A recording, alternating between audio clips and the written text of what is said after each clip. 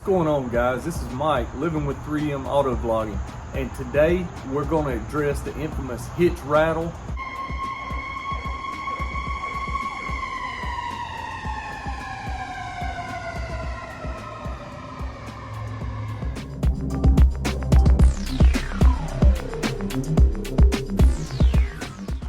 The last time we took the boat out before this was installed was with this, and I've never had a problem in 3 years pulling the boat. But now that I tow the boat, the last 2 times towing the boat, watch this guys.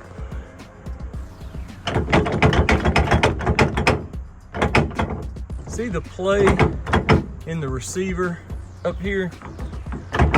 The problem is usually your locking pins are really, look how loose. That's just, now as far as the hitch pin is concerned, they do make an anti-rattle hitch pin.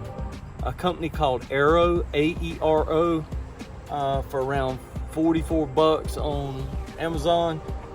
It fits snug in there, it locks, fits snug because it's spring loaded. Tighten it down, that is an option as well. Regardless of whether you use a anti-rattle hitch pin or an anti-rattle clamp, you need something. 99% of the people will experience this that own trailers.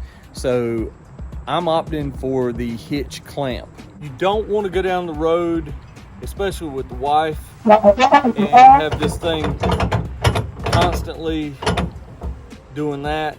And like I said before, with the trailer hooked up, you'd think the weight would make it better, but it actually makes it like it's rear-ending you. And then when you take off, it's like, it makes a clunk. So I reached out to this company, CZC Auto, for their hitch clamp, for the main reason it was affordable and we better wash our hands. I think this calls for a PPE.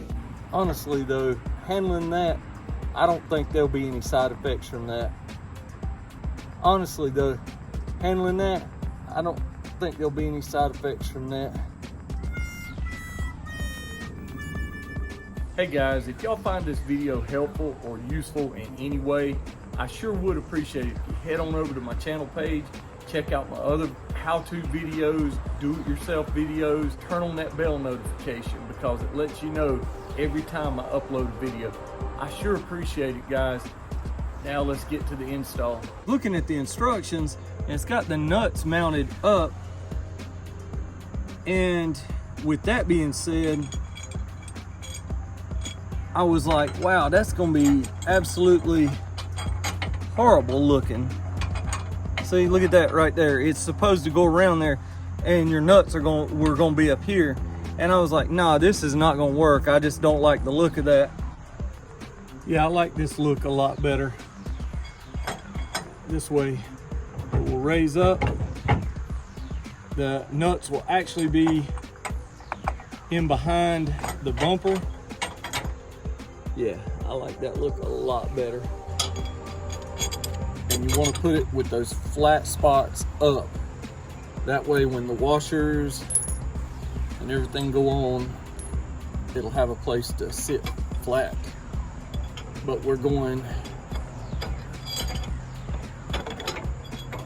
like this, almost up under the bumper. So I'm gonna have to work to tighten. You've got washers, and you've got 4 of these nuts. These are all stainless steel. And the reason for 4 nuts is you're gonna use 2 acting as a lock washer or a lock nut. So these are 3/4 inch. So you'll need a 3/4 inch open end wrench for what I'm doing up under here. So you can see you want this bottom U-bolt on the hitch itself. The top portion or barrel you want on the receiver. And it's kind of tough the way I'm doing this you can only make a quarter turn at a time, and you got to do both sides evenly.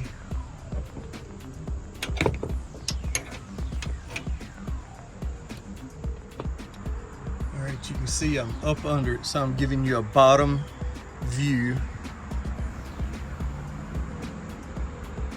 That's to keep the threads and the nuts hidden under the bumper. Okay, as you can see, this is what it looks like if you look down on it. Real clean look, no threads, no nuts sticking up. Looks really good. Now for the ultimate test. Won't budge, will not budge.